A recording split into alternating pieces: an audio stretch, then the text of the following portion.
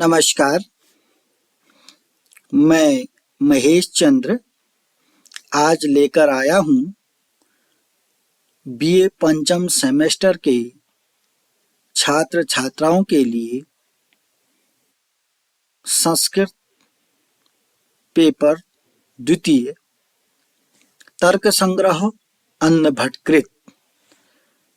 पिछले वीडियो तक हमने देखा कि कारण जो हैं, कारण के तीन भेद हैं, समवायी कारण, असमवायी कारण और निमित्त कारण। हम क्रमशः समवायी कारण किसको कहते हैं, असमवायी कारण किसको कहते हैं और निमित्त कारण किसको कहते हैं, ये जानेंगे।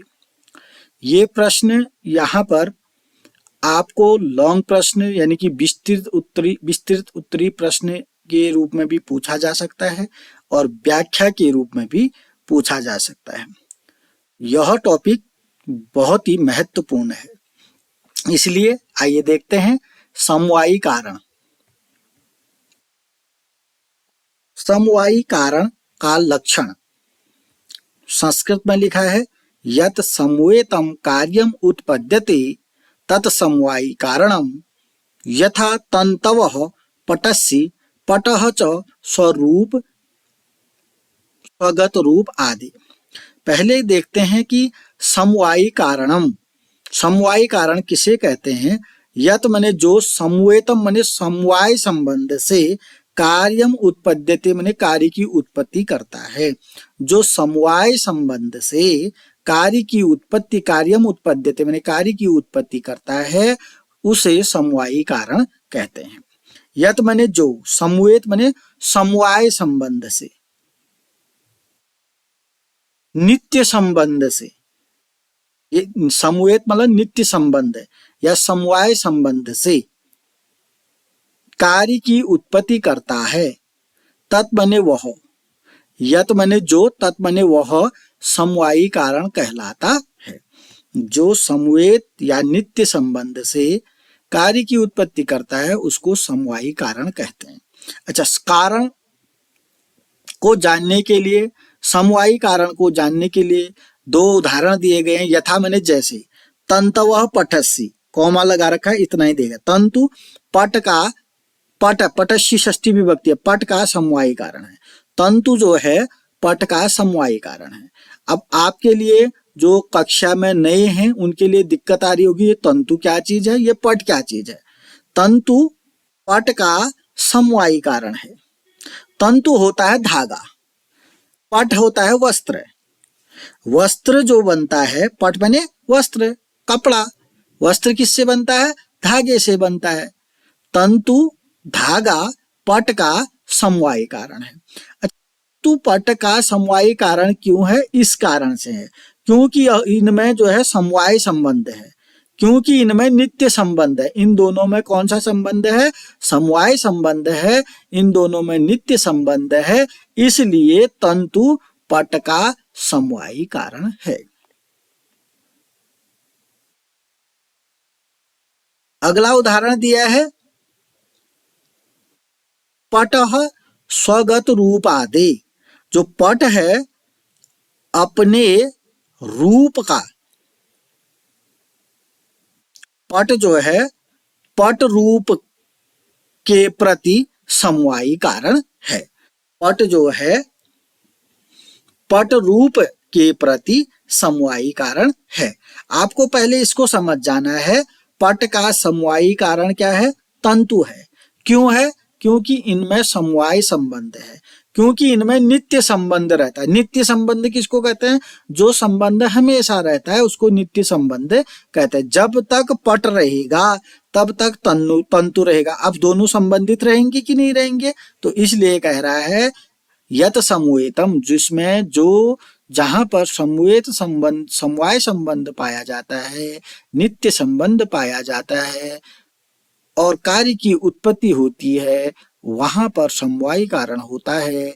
जैसे पट जो है, पट का समवायी कारण, पट का समवायी कारण तंतु है, तंतु पट का समवायी कारण है। पट अपने, पट रूप के प्रति समवायी कारण है। तो आप इस चीज को अच्छे से समझिएगा, थोड़ी बहुत किताब का भी अध्ययन कर लीजिएगा, क्योंकि आपको इतने से व्याख्या नहीं होने वाली है। अपने व्याख्या को बढ़ाने के लिए आप इसमें संदर्भ लिख सकते हैं, आप इसका प्रसंग लिख सकते हैं, आप इसकी व्याख्या लिख सकते हैं, लेकिन व्याख्या को बढ़ाने के लिए आपको अध्ययन करना चाहिए। तो हमने देखा समवायी कारण किसको कहते हैं। यत समवेतम कार्यम उत्पद्यते तद समवायी कारणम यथा तंतव पटस्य पटः च स्वरूप स्वगत रूप आदि। जिसमें समवाय संबंध में से रहकर कार्य उत्पन्न होता है उसे समवायी कारण कहते हैं। जैसे तंतु पट के प्रति समवायी कारण है, इसी तरह पट पट रूप के प्रति समवायी कारण है। तो आइए देखते हैं अगला असमवायी कारण किसको कहते हैं। अगला है असमवायी कारण का लक्षण। दूसरा है असमवायी। पहला समवायी था, दूसरा असमवायी है, तीसरा निमित्त है। पहले असमवायी देखते हैं। कार्येण कारणेन वा सह एकस्मिन् अर्थे समवेतम यत कारणम असमवायी कारणम। क्या कह रहा है, कार्येण कारणेन वा सह एकस्मिन् अर्थे, एक अर्थ में कार्य या कारण में से के कार्य या कारण के साथ एक अर्थ में समवेत होकर के जो कारण होता है। कार्य या कारण में के साथ एक अर्थ में कार्य या कारण में दो चीज होती है, एक कार्य होता है, एक कारण होता है। तभी आप दोनों को सीख पाएंगे जब आप कार्य और कारण को समझ पाएंगे। कार्य या अथवा बने वा बने अथवा कार्य या कारण के साथ एक अर्थ में समवेत होता है। समवेत वही शब्द है, समवाय संबंध है, तो उस कारण को असमवायी कारण कहते हैं। जैसे तंतु संयोग जो है पट का असमवायी कारण है। समवायी कारण किसको कहा, यहाँ पर तंतु ही तंतु था, यहाँ पट था समवायी कारण में। तंतु पट का समवायी कारण बताया था। अब तंतु संयोग जो है पट का असमवायी कारण है। इसी को समझिएगा। तंतु संयोग जो है, तंतु संयोग का मतलब क्या है, तंतुओं का संयोग। जब तंतु मिलेंगे तब वह पट का असमवायी कारण कहलाएगा। तंतु रूप पटगत रूपस्य च, तंतु रूप जो है पटगत रूप का असमवायी कारण है। तंतु रूप, तंतु रूप का मतलब समझा देता हूं आपको। तंतु रूप का मतलब है धागे का कलर, तंतु का रंग रूप जिसको कहते हो। तंतु जो धागा होता है लाल, नीला, पीला, काला, सफेद, कुछ भी हो सकता है। पटगत रूप, पटगत पट भी तो ऐसा ही होगा, लाल, काला, नीला, पीला। पट माने वस्त्र।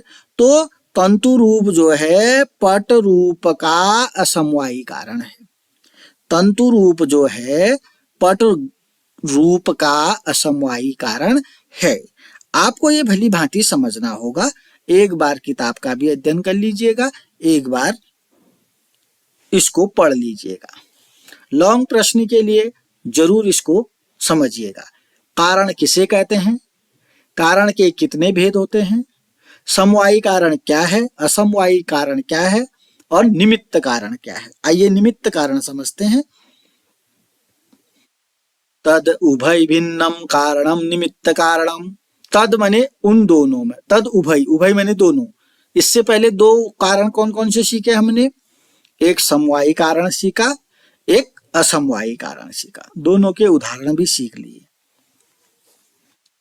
तद उभय भिन्नम, उन दोनों कारणों से, यानी कि समवायी कारण और असमवायी कारण से जो भिन्न कारण है, अलग कारण है, उसको निमित्त कारण कहते हैं। अब निमित्त कारण सीखने के लिए कुछ नहीं करना है आपको। जो हमने दो कारण सीख रखे हैं, समवायी कारण और असमवायी कारण, उससे जो भिन्न कारण होगा उसको निमित्त कारण कह देंगे। निमित्त कारणम, भिन्न कारणम, तद माने उसके, उभय, तद उभय, उभय माने दोनों, उन दोनों, उन दोनों का मतलब समवायी और असमवायी कारण से जो भिन्न कारण है उसको निमित्त कारण कहते हैं।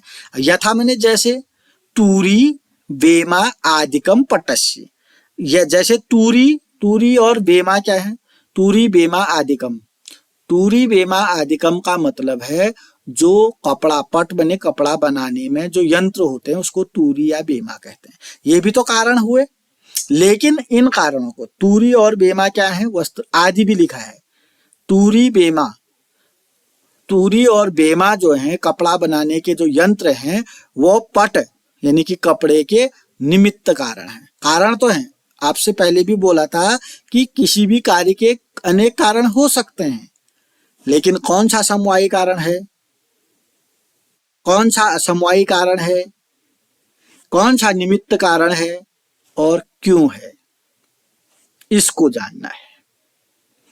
तो निमित्त कारण किसको कहते हैं, उन दोनों से भिन्न कारण को निमित्त कारण कहते हैं। जैसे तूरी बेमा आदि जो वस्त्र बनाने के यंत्र हैं वह पट के निमित्त कारण कहलाते हैं।